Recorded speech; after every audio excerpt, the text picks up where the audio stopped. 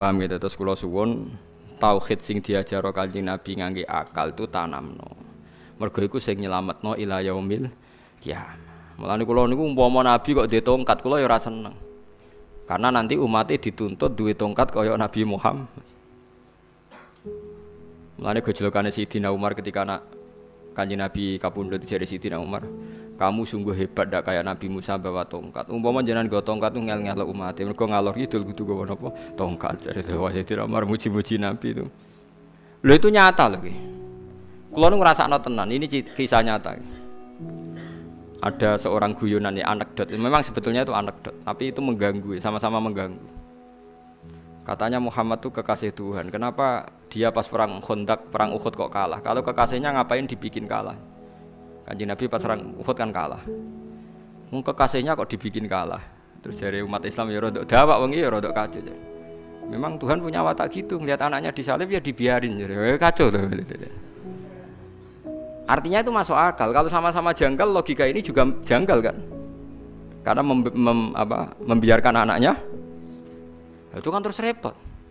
Akhirnya kan ya podo satu-satu kan intinya terus podo-podo. Lagi ya, itu pentingnya akal, ya pentingnya apa? Hanya kalau anda janggal Muhammad kekasih diparingi kalah, mestinya ke wong Kristen ya janggal ketika Isa jari anaknya pangeran pas disalib, dibaro bapak. Ya maksudnya, piye toh bapak kok ora peduli kan ya sama kan kalau menurut pertanyaan. Lho, aneh ujung-ujungnya baru kayak akal kan bisa jawab gitu baru kayak apa? Baru kayak akal. Lho saiki mati Nabi khusuk-khusuk, pintu-pintu, golek dhuwit ya ora iso, paham nggih? Golek hujah ya ora iso. Dieling-eling. Jadi keramate akal iku ila yaumil ya. Itu pula yang dipakai para ulama mempertahankan Islam ngantos mengke ila yaumil napa? Ya. Nah, dawuh Sayyidina Ali, saya itu sangat rindu sama ummaluwah karyawan-karyawane pangeran. Manhum ya Ali. Mereka itu yang menanamkan hujjatullah dan mereka tidak mati sebelum teori hujjatullah ditanamkan sama amsalihi yang sepadan dengan mereka. Ya dalam hal ini maksudnya ulama. Ya dalam hal ini maksudnya sinten? Ulama. Wong kula nate nggih ngaji Asy-Syifa bi ta'rifi huquqil Mustofa. Sampeyan saiki tak bedheki. Ketika anda terlalu khusyuk, kados Nabi Isa lah, terlalu khusyuk, gak pernah salah, terlalu sempurna. Ternyata dikultuskan kebablasan sebagai Tuhan atau anak Tuhan. Karena Isa tidak punya anak, tidak punya apa? Istri, gak tahu salah. Kanjeng Nabi garwane kathah, ya duwe anak. Nak ndonga kadang ya ora dituruti pangeran, senenge ra karuan, mergo ketok kawulane. Ketok napa? Kawulane. Lah itu nanti di akhirat Nabi Muhammad tuh gak digojlok kayak Nabi Isa. Mergo dekne duwe poin-poin sing jelas beda mek pangeran. Muhammad gak mungkin darani pangeran wong dia anak di bojo.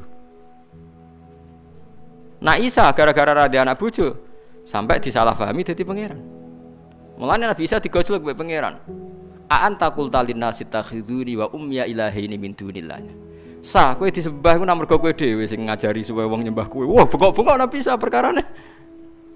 Nabi Muhammad gak mungkin digojlok pangeran gitu karena beliau punya perilaku-perilaku sing jelas gak khasnya pangeran, rupane kawin, rupane duwe anak. Paham ya? Artinya tingkat mukhalafatul lil hawadisnya akan lebih jelas. Paham ya? Lah wong umat Nabi sing khusuk-khusuk luwih seneng wong khusuk. Perkarane gak mangkel wong, jane wong lha iku kliru, Pak. Justru kelebihane Nabi nu gadah garwa, gadah anak. Mergo iku semakin jauh dari dianggap Tuhan.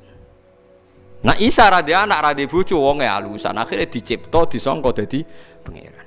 Akibatnya njing ben termasuk ditakoki napa a anta qulta linnasi takhizuni wa ummiya ilahaini min dunillah. Nggon nang kowe sing kepengin disembah dadi pangeran. Akhirnya Nabi Isa nggih bingung. Mboten Gusti. Akhirnya Nabi Isa ya cara ora nabi ngono ya untuk ngendikan sinis. Umpama nggih lak jenengan pirsa jenengan pangeran.